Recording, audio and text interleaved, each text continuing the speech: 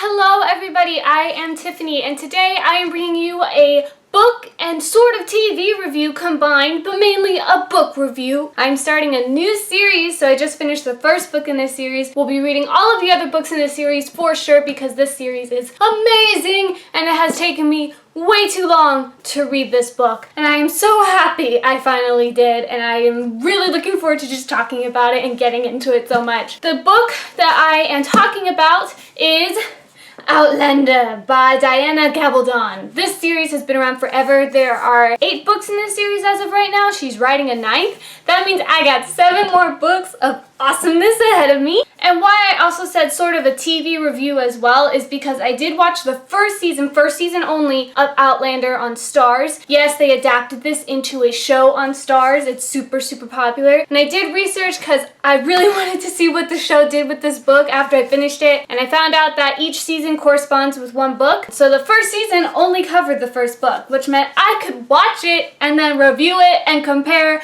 I was so excited. I had a whole Outlander week. I finished the book this week and I finished the first season within a span of 2 days. It is, I guess you would say, historical fiction, but it's also romance. I just loved this story so much. It is a really big book. I feel so proud I finished all of that. For those of you who want statistics, the book has a 4.23 out of 5 stars on Goodreads, which is amazing. That's a great rating. Probably more accurate would be 4.7 to me. There's a little bit here and there that kind of knocked it down from the 5-star. Also, in case you were curious, the show has an 8.4 out of 10 on IMDb. Now that's the overall show. IMDb doesn't rank shows based off the season, just ranks the overall show. It deserves that rating too. It was such a good adaptation of the book and I'm really glad that I watched it. And it was so interesting because as with any adaptation, there were some changes, but they worked really well. And it didn't actually change the plot of the story, if that makes sense. I hate changes where they just change everything about the story. The plot and the major events that are supposed to happen still happen. It's kind of like they just added extra stuff that enhanced the plot more than anything. I'm really happy with the adaptation. The cast is amazing. Catriona Balfe plays the main character, Sam Heughan. I don't know if I pronounced his last name right, but oh my god.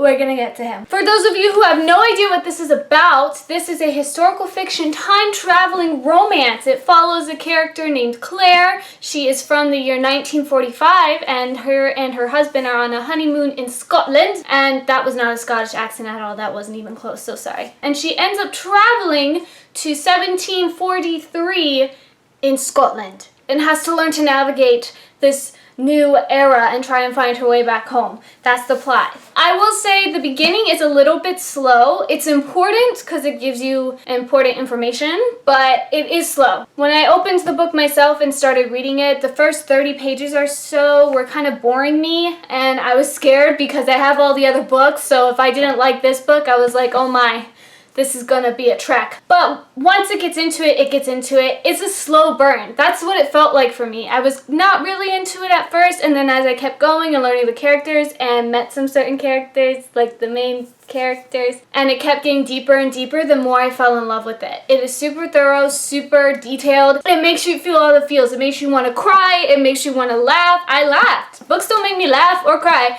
I teared up. I didn't cry, but it made me laugh on several occasions. It's just an overall really great book, and before you know it, you're super invested in these characters. By the end, I was so sad the book was over, and I just wanted to go ahead and jump into the next book automatically because, oh my gosh, I needed to know what happened immediately. It is not for the young ones. If you are a kid, don't read the book or watch the show till you're older because there's inappropriate stuff. It's detailed in the book. Starz does a great interpretation. That is all I can tell you without spoiling you. So you non-spoilery folks, go read this book. Don't wait as long as I did. Well, if you haven't read it, you waited as long as I have. But don't delay any further because it is amazing. And also watch the show. If you're not a big reader and you really don't want to read this because I know it's giant, check out the show. It's super good. And I can't wait to even finish watching the rest of the show, but I gotta finish the books first. I'm a book completer before a show completer. Except for Vampire Diaries. That's the end of the non-spoilery section. Non-spoilery people, come back when you have read the book and watched the show, or if you just read the book, or whatever you want to do. Just come back when you have more info on this and we can talk about the feels and everything together. Alright, goodbye non-spoilery people, goodbye! Oh man, This book was amazing. I can't get over it. I've been talking about it nonstop for 2 or 3 days now. Like I had mentioned, the beginning part was a little bit hard for me to get through. It was interesting to have the first 30 pages or so really have nothing to do with time travel. So I was just sort of sitting there reading it and wanting the time travel to happen because I knew it was time travel. So I was waiting for her to get to the time travel part. But I do think that information was really important and introduced Frank, her husband, in 1945. And I thought it did a really, really great job of setting up kind of what her life was like during that time. It wasn't bad. It's better in the show. In the books, you don't really care about Frank. But I still think it's important that first bit because you do need to establish that she does have a life. There is a turning point in the book where, of course, she finally lets go of that past life, but for half of the book at least, she is struggling with trying to get back to her husband, but also falling for Jamie Fraser. He is so cute. And I will say, I really liked what the show did with setting up more relationship info about Frank and her. For those of you who have read the book, you know that there's not really Frank at all. You see him at the beginning before she disappears, you kind of learn the relationship, but then you don't hear anything from him again. It's all from her perspective. I really did appreciate that the show added those moments where you see this really good romance between them. One, it does a great contrast between Blackjack Randall because they have the same actor play Frank and Blackjack Randall. So that actually helped with a big contrast because you see this genuinely good guy in the show who loves Claire that's looking for her, and then you have this dude. So it was very interesting to see that dynamic, and I'm really glad that they did that. I appreciated that they showed more of Claire's past life with Frank. It puts more impact on why she's trying to get back. Versus when you're reading it and she's trying to get back, you're like, no, why are you leaving? You have Jamie. You need to fall in love with your Highlander. Jamie Fraser. My goodness. Jamie, the character itself in the book, was just so endearing and pure. And oh my gosh, everything he said, I just melted. And every time he made a joke, I laughed. And I was just like, you perfect. He's one of the best male characters I've read in a long time. For me, where I just felt super, super attached to him. And Claire, of course. But just seeing their romance blossom was really, really cool. The moment where they have their wedding, that whole sequence was just fun. You felt Claire's guilt, though, because of the fact that, of course, she's still married to Frank. But Jamie's just so sincere. You just see how much he does care for her throughout the book. Claire really starts falling for Jamie once the wedding has happened and they do it multiple times. You just had really sweet moments like that, and it made it so much fun because usually when you have these big chunks of dialogue where you're just kind of learning about someone's past, it's not as entertaining in the book and you want to get back to the action. But you just love these characters so much. It was so sweet to just hear him confess everything to her. He has so many iconic lines in there. It melts my heart. And Sam in the show does a great job of Jamie. He was so endearing from the beginning. I liked how they introduced how this time period is a lot rougher. Claire's really full first experience. Well, of course, you have the whole thing with Blackjack Randall where he tries to rape her, which is very disconcerting, especially when you're reading that it looks like Frank. You see her really jump into what she's going to be good at, but you also know this is a group that's tougher. They're living in a world that didn't have the medicines and vaccines and everything that she is used to at her time. They set it up where she's been interested in flowers and herbs before she even time travels, so that helps a lot. Then you have the first opening scene with Jamie where she has to reset his shoulder, and that's something that you don't really need medicine for or anything, but you still need something proper to hold up the arm. You need to still do it right. So I appreciated that they introduced her skill that way, where they're about to hurt him and she just goes, don't you dare, and just does it herself because she just can't bear them messing it up because they're gonna break his arm and damage it for good. Once it gets into Castle Leoc, I think is when I really started to get into it. You get introduced to a whole bunch of new characters. You learn more about Jamie himself. That scene where he ends up taking the beating for Larry, I think is how they pronounce it in the show. You saw who he was as a person. I will say in the show, I appreciated with Larry, they gave her a bigger part. It was interesting because in the show, they made it seem like she was more friendly with Claire at the beginning, and I never felt that in the book. In the book, I always felt like she was sort of always wary of Claire. That moment where they're listening to the bard singing and Jamie comes and sits down, in the book, it's more entertaining because he's sitting in between them and then he's helping Claire Claire translate, but then he ends up having Claire switch sides. Or he ends up moving to the other side of Claire, I think, so that way he's not sitting in between Larry and Claire anymore. Even though Claire's trying to help Larry get Jamie, Jamie's just completely unaware of what he's doing. Jamie does make out with Larry. I think she holds herself together in front of Jamie in the book. You don't see it, of course. You're always getting Claire's perspective, so you're sitting there with her jealous because you know that Jamie is with Larry right now, but you really don't get to see if she tried to come on to him or anything, and in the show they added that. So that's what I mean by they just added things here and there that you really didn't get to see in the book because you're coming from Claire's perspective only. And then I liked how they incorporated her eventually in the witch trial too, even though that doesn't happen in the book. I could tell right away the show was doing the same thing that the book did, which I loved, which is where little things that you don't think are going to be that important end up coming into huge play later, and that happens at the witch trial. In the show, she gives Larry a love potion for Jamie, and of course Claire ends up being the one that marries him, and so Larry uses that against her in her witch trial. In the book, you just have moments where, for example, Father Bane, he gets attacked by a dog and that gets infected, and he doesn't listen to her when she's trying to help him. It ends up turning against her at the end because he says that she proclaimed that he will get infected, and all of a sudden it's infected and it looks like witchcraft, like ooh. So I love that type of stuff. I love when it pieces together like that. And the whole book doesn't necessarily do that. There's not this big reveal of everything, but I appreciated that whole sequence during the castle and everything. The part I got most upset at Claire about when she saw the rocks and she tries to run away while Jamie's meeting up with Horrocks. When she got captured and Jamie had to come save her again from Randall, I understood Jamie's anger. And it's not because I like Jamie better or anything, because I like them actually both pretty equally. Claire's a pretty good protagonist. I like her. She's not annoying. She kicks butt. She knows what she's doing. She doesn't let anybody boss her around. But on that, I get she was trying to get back home, but I didn't want her to get back home. And I understood why Jamie got upset at her and everything, and they had this huge argument. And it broke my heart reading that, because you have Jamie just kind of break down and say, I know that you're mad at me for not protecting you against those guys and everything, but you're breaking my heart. You're tearing me up, Claire. You're tearing up my insides. And I was just going, Jamie, it's okay.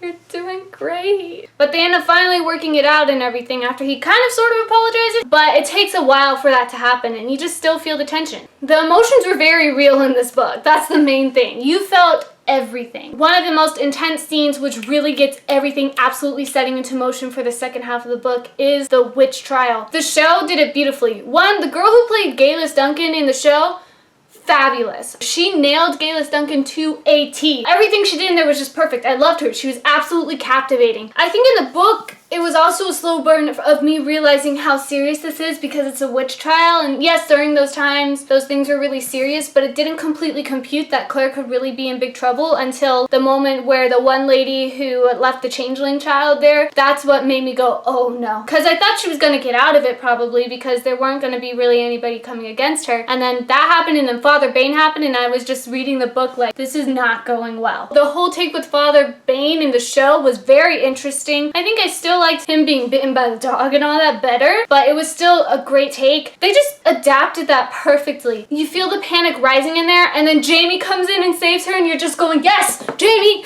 let's go. And I teared up a lot in the show when Gala sacrifices herself for Claire. In the book, it was shocking too, because you have the moment where she reveals the smallpox vaccination and you go, oh my god, wait, she's from the future. Wait, no, she can't die yet. I want to find out more about Galis. I hope you learn more about her in the books. I'm not sure if you do. Don't spoil me.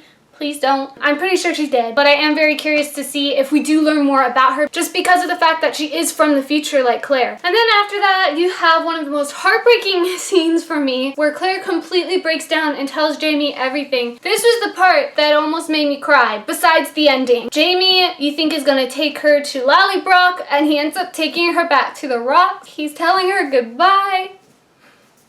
And you just see Claire kind of melt down, and you don't know what she's going to do. And I was just holding my breath because I didn't want her to leave, but I thought she was going to leave. I thought that was going to be part of it, and then she was going to be whisked back again. But when she turns around and runs to Jamie, and you have the moment where he's lying to sleep, and she goes to cuddle with him, and then he wakes up and sees that he's there, and then he just starts crying and holding her. Oh my god, it was so sweet. I was so happy. And that was really the turning point where you don't hear about Frank or anything. You just have her be with Jamie, and it was amazing. The whole sequence with Lollybrock, I loved that. I loved Jamie's sister. That's one thing in the show I wasn't completely sure at first. I didn't like how hostile they kind of made her at the beginning, because even though Jenny is very, very vocal and her and Jamie have it out, she doesn't really have anything absolutely against Claire and doesn't really snap at her as she does in the show. It's just this more kind of cautiousness around her until eventually she accepts Claire, and then they become really good friends. But I always loved Jenny in the book. She was just great, and I loved that moment where her and Jamie are going at it because Jamie thinks that she named Randall's child after him. Her husband comes in and Ian just sits next to Claire, and then they're both just kind of sitting there waiting. And I wish they had done that in the show. I liked the whole sequence of Lollybrock in the book better, but it was still very, very good in the show. I think the difference is that in the show they added a lot more drama in Lollybrock. Stuff happens, but not like that. You have the whole thing where the boy is being beaten up by his dad, McNabb, and they take him in. And you have Jenny's birth, which they made more dramatic in the show because Claire doesn't actually deliver Jenny's child. The midwife is there, just Claire's the one that realizes that the baby may be in breach instead of facing the right way. But Lollybrock in the book is this kind of reprieve a little bit before you get into the last part of the book, which is just intense, intense, intense, intense, intense, intense, intense. So I appreciated that in the book more, where in the show they added a lot more stuff. They did that the same too, where Claire and Jamie are initially on their journey and they go on their journey with Dougal. They did the same thing where they kind of added different things here and there to spice up the adventure, and that I didn't mind because that whole section, you get a lot of background information on Ned Gowan, on Jamie, just on different characters. You don't have a lot happening on the road necessarily until the moment where they're attacked by the fire and they end up beating all of them anyway. Now the last part of the book, I was so scared going into this on the show. That whole part was intense. And it is so frustrating, insanely frustrating in the book. First, Jamie doesn't come back to Lollybrock. Of course, he gets captured. He escapes capture. And then Murtaugh and Claire end up going around to different places trying to get him to come to them. Jamie gets kidnapped again. He's taken to Wentworth prison. You start panicking because she's still not with Jamie, and you've gone through a good majority of the book and you're going, where the heck is he? So then they run into Dougal, who's raising money for the Jacobites. I hate Dougal. He tries to get Claire to be with him, and Claire is like, no, go Claire. I hated Dougal, especially because he got Gala pregnant and just abandoned her basically. In the show they made him love her. In the book I don't think he did. It didn't feel like that to me, and I just felt bad for Gala. She ends up convincing some of his people to go with them. Rupert is the main person that they convinced. I was really happy about that because I was going, ha ha, Dougal, because he didn't think that she would be able to convince any of his men to go. So they end up going to Wentworth prison. So first she's sitting with the warden, but she leaves Wentworth prison, but you find out that he's alive. They set in their plan to go find him. Claire finds him in the bottom dungeon area and his hand is shattered. And then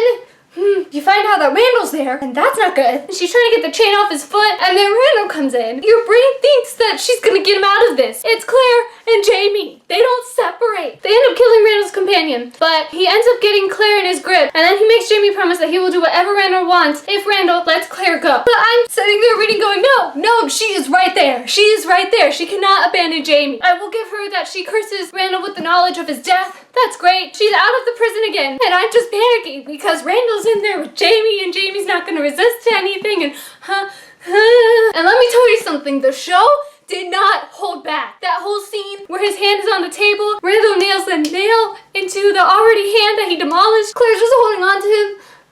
And then you have this whole sequence in the book where she fights a wolf. In the show, they cut that out, thank God, because I was reading it going, why the heck are we dealing with Claire fighting a wolf? She ends up getting saved by McRenna, but this whole time while they're planning and everything, I'm just sitting there going, guys, we need to go in there now. This is the one thing about this big book that bugged me, was I was just sitting there going, oh my God, I need them to understand that they need to go get Jamie now. You don't even get to see the escape, actually. You're with Claire, she's waiting outside. They send a bunch of cattle into the Wentworth prison. I think they killed Randall. I'm gonna hope they did. I always hold my breath on that. They say they saw him dead, but you didn't see Claire say that he was dead. So if he died, then great. If not, but they saved Jamie, and you think everything's gonna be good. You have this very, very heartbreaking moment where he's shaking in her arms, kind of telling her about what happened, but just trembling and not being able to control himself. Then they end up going to that monastery, and you still have this whole sequence where Jamie can't touch Claire. She's just trying to comfort him. He pushes her away,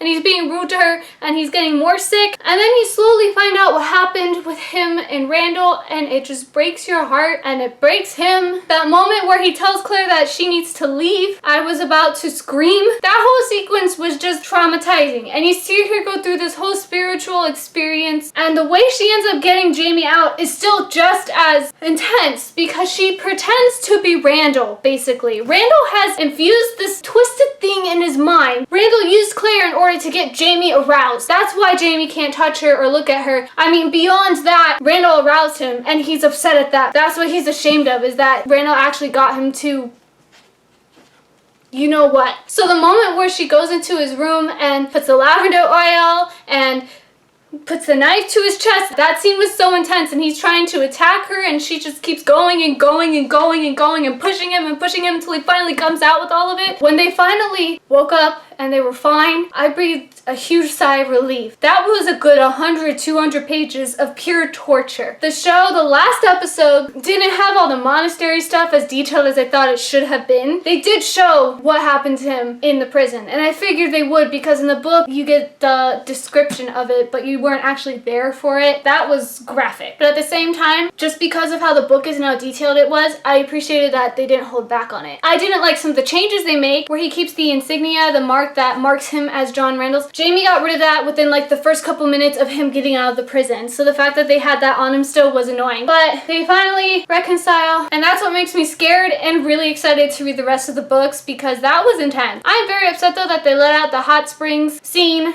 in the show because I think that's important because to me that's kind of the final bow on what makes them completely okay with each other again. You see them being themselves again and being in love. In the show you don't get that, and it felt a little bit weird at the end. At least for me in the book at the end, you felt they were good. You don't know what's gonna happen to them, but they were strong. They were solid. And I liked how they hinted a little bit at the pregnancy at the end. I was waiting for that the whole time. I know they were saying she was barren, but I was going, she's gonna get pregnant with Jamie's child. Just wait. I think that is it for this discussion. I highly, highly, highly recommend this to people. I have not gotten this emotional over a book in a very long time. Not in the sense of crying or anything, but just gut punches. I'm very excited to get into the next book of the series called Dragonfly and Amber, so I'm gonna be binging these because I love them. Go read the book, go watch the TV show, even if you stayed through my spoilers, just go and watch it. It's really, really good. Thank you for joining me today. If you have any other book, movie, TV recommendations, please leave them in the comments below. Have an awesome day, evening, afternoon, whatever time of the day you're watching this in. Don't forget to be awesome. Goodbye!